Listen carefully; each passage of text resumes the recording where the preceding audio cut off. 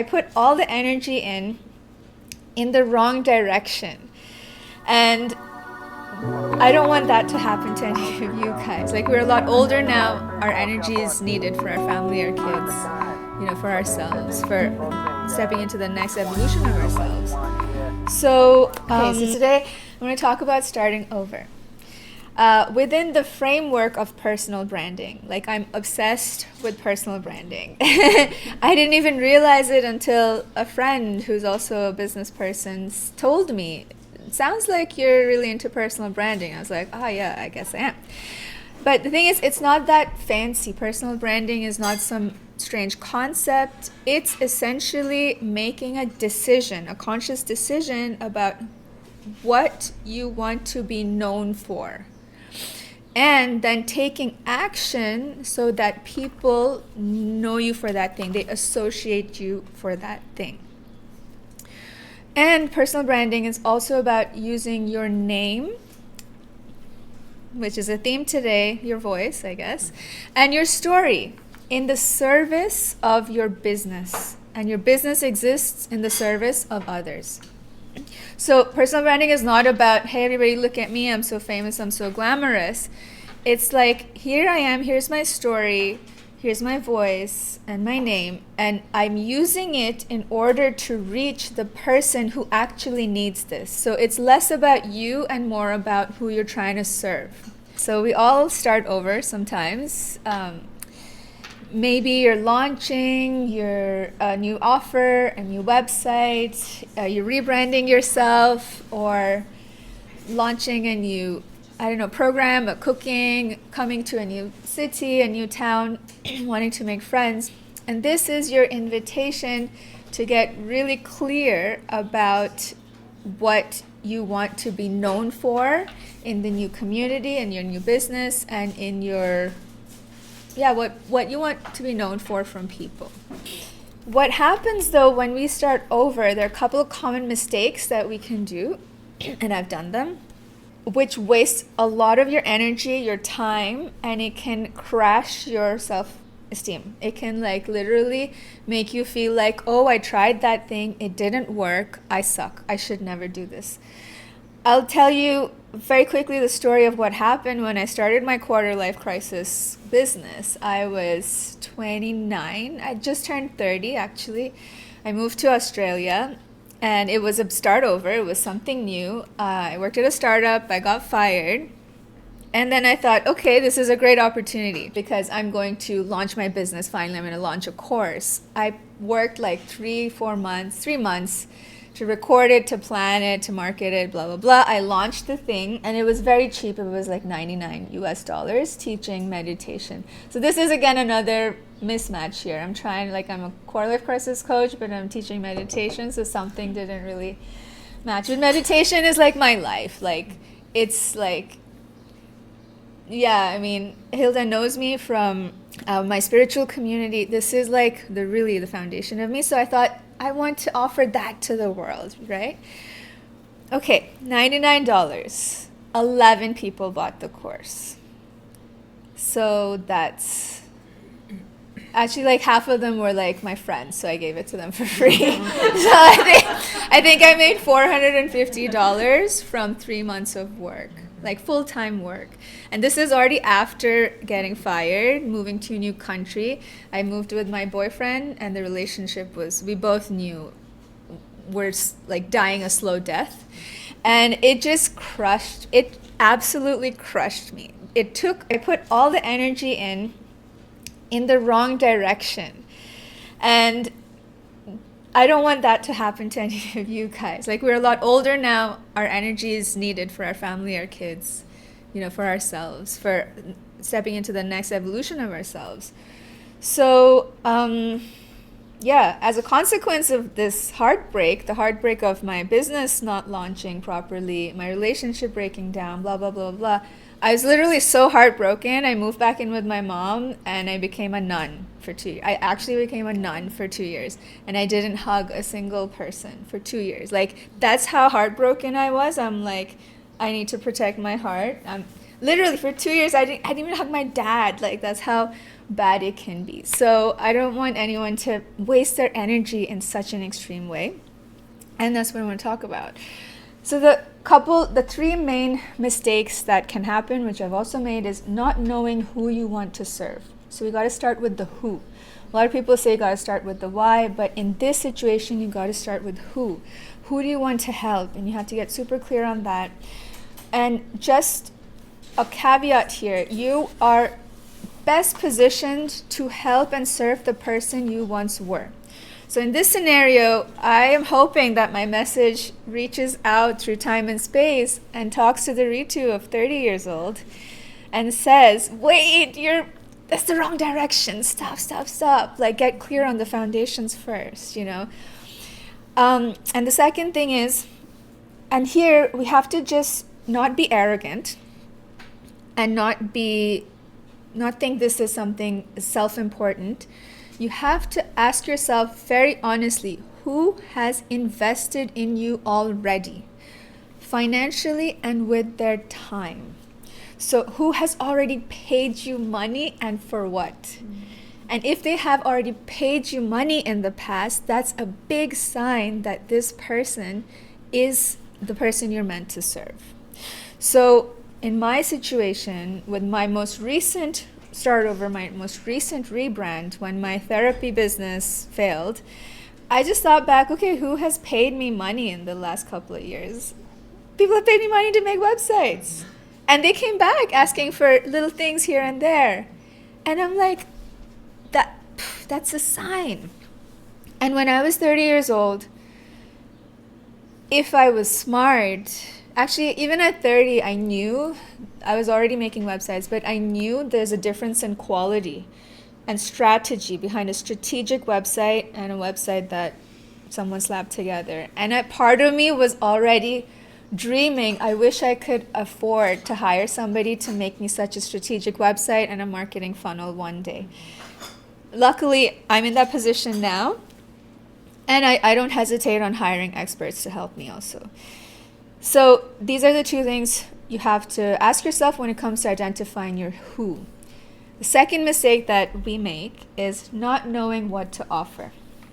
So that's the thing that I did when I was 30. I was offering first, and I really launched, I was 28. I was offering coaching, quarter life coaching to other women in their 20s.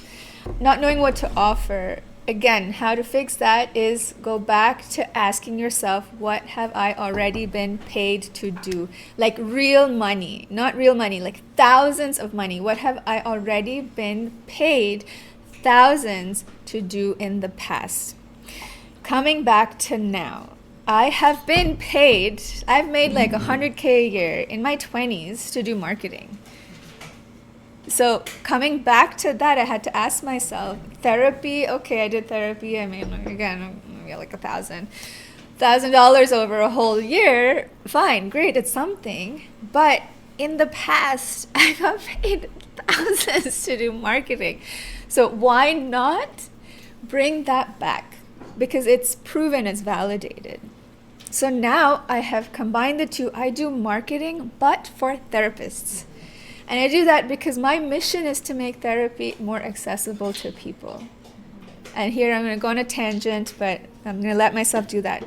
I believe therapy is an absolute important, essential part of a spiritual journey.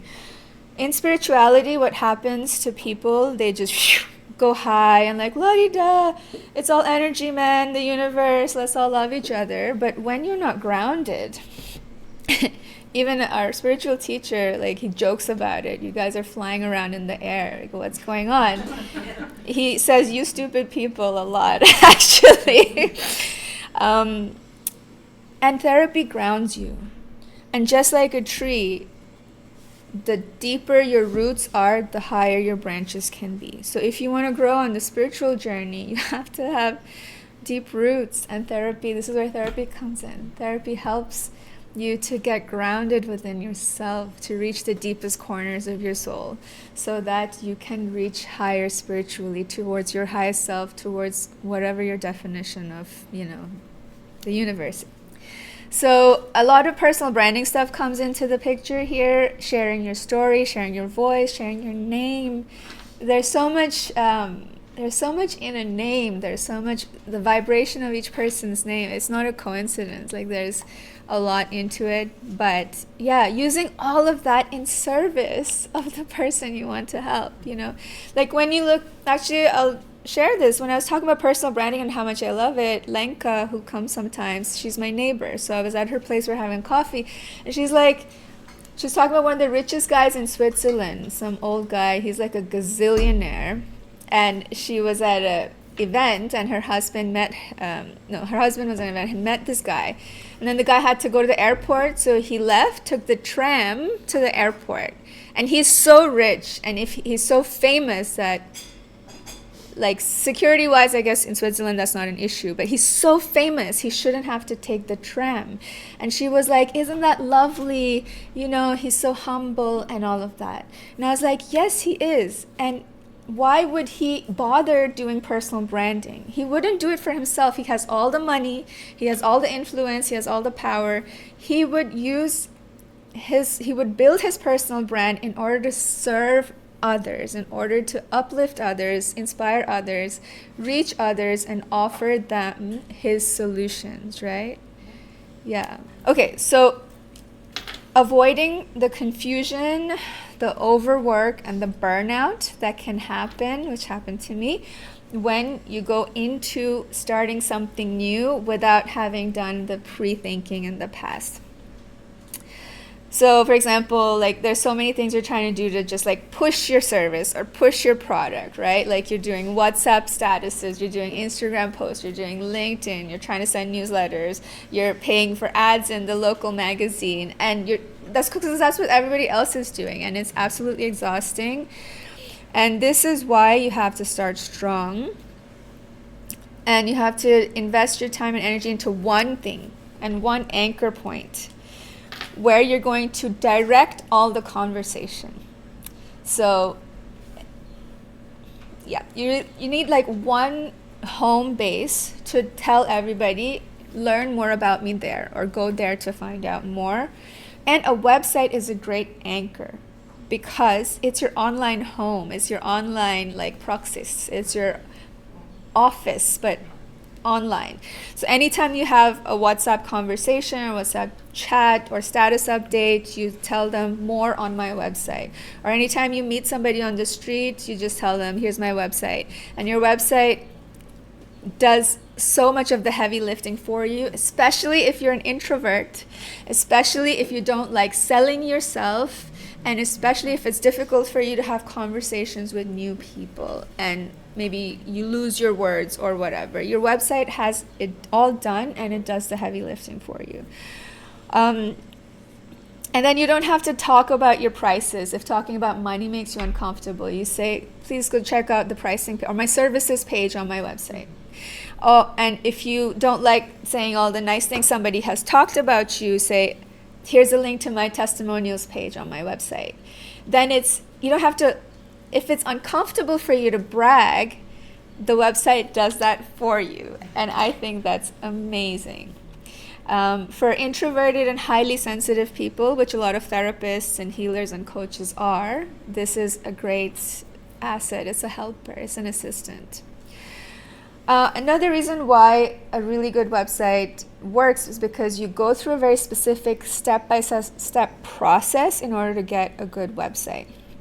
A lot of you guys here have a really great branded website. You're going through a rebranding right now.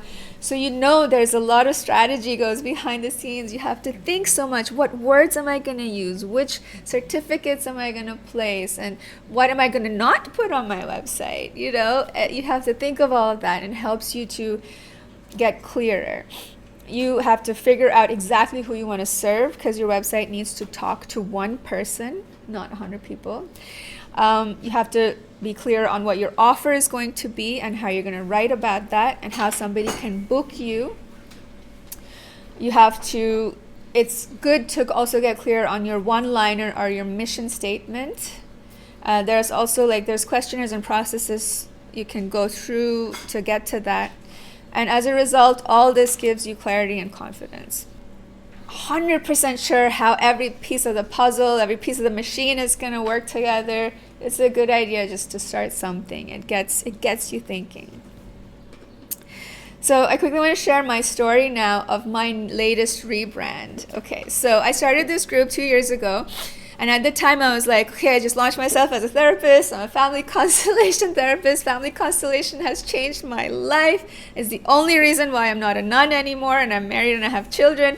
Like, no, I'm serious. It was family constellation. So I'm like a believer, right? So I went and got myself trained and I launched myself, and I thought, I don't know any other mom in Manadorf who also is trying to do a business or something, and I can't go to Zurich. It's just like with my kids and the age they were, it just isn't gonna work.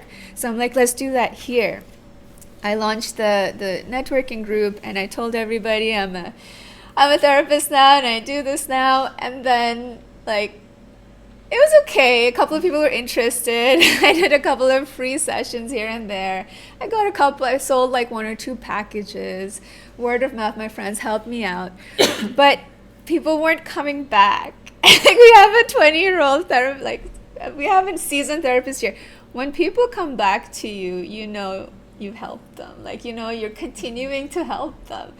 And when they're not coming back, some therapists like to say, oh, I'm so good that in one session, like, you're completely fixed and you never need therapy. But I know for myself that is absolutely not the truth. If you're good, then the client is going to come back. And like, so nobody was coming back. And I'm like, okay. You know? And then I asked myself that question, who has already paid me? And my husband also helped me to come to this, to my mom, like everybody was telling me this, who has already paid you? And I'm like, website clients. Yeah. And then I thought, okay, how can I do this? How can I bring the two together? And then I decided I want to do websites, but for therapists, and only that, not other people. It drains my energy. I'm not passionate about it. It doesn't serve my mission. And then I realized that if I support one person, like if I do therapy with one person, I'm changing one life. But if I do the marketing and branding for one person, and then she goes and serves 50 people, then I've helped to improve 50 lives. Like, I just had to zoom out and think differently.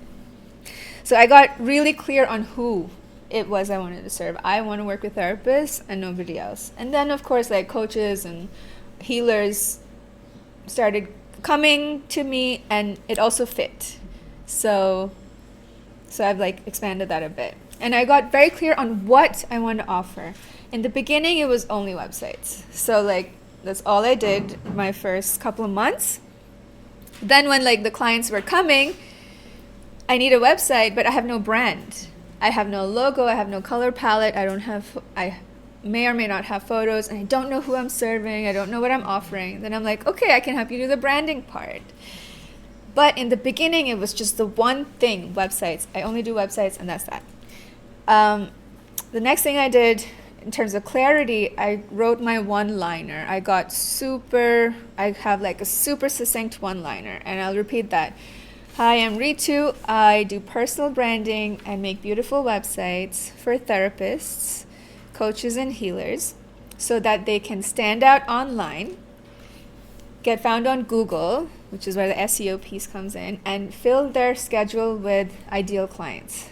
That means clients equals money. So if you get what I'm saying, is that everything that I do is the goal that your schedule is full so you can make money doing the thing you love, right? So that took forever, I have to say. It took me 2 years to come to this one line, but I got there. So there are 3 steps that I mentioned. I got clear on the who, I got clear on the what, I wrote my one-liner, and then I invested in a photo shoot. I started taking the steps to do a personal branding makeover. So all the steps that I just said, I have coined them a personal branding makeover. I really gave myself a makeover. And this is the first big investment that I made with an expert who is not just me. I hired a social media manager to do a social media makeover for me. this was important because of just where I was in my journey and the kind of person I'm trying to reach. If your clients are not on social media, this is absolutely not necessary for you. But there are pieces from it that are important. And then, number 7, I just started sharing my story. Like, I literally went back. I thought about, okay, there's this event coming up. What's a story that matches it? You know, like when I did some videos and promotion to spread the word about today, I talked about the fact that I had to start over in, like, I don't know, 7 countries or 10 countries, and like every 4 years. It was a karmic thing. There's like trauma, epigenetics. There's so many factors about the why, but that doesn't matter. It has happened. And I pulled that into my story, and I shared the story in service of today's event. And there's a strategy behind it. There are tips you can follow behind that. And it works. It really, really works, because people don't remember statistics. People don't remember branding, to be honest, but they remember stories. Yeah. You know. So yeah, that's it. 7 steps, and that way you can give yourself a personal branding makeover. And that's what I did. And for this new brand, for the new business that I have for a year, and it has kept me in the game. So I launched the new business. So I hired my social media manager in June, and we like launched our makeover on social, at least I would say in July. I got my first high ticket client for 4,000 francs in September. Then I got another client, maybe a small, like package size differed, but it was fast, like from 0 to 4K, that in like July, August, that's in 3 months. That's like amazing. And it wouldn't have happened if I hadn't done those, like literally those 7 steps. And made an investment in the social media manager, and also my own time to do the thing. So I would just say, if there is something that you're wanting to start over, take that first step. And the first step, I'll share the 7 steps later. Take the first step, start thinking about who is it that I'm trying to serve, and what am I trying to do for them. And if you want to talk to me, just to like talk through your thoughts or whatever, I'm here. Just DM me. We'll book some time to have a coffee. And yeah, if you want like a starter website, my website packages start at 3,000. And I'd love to help you. There are photographers here. Like we're a community. We're like supporters here, so we're here for that. And if you're free on the 28th of June, I would love to have you at our summer party for the launch of my new website and to celebrate our community. So save the date. Thank you very much.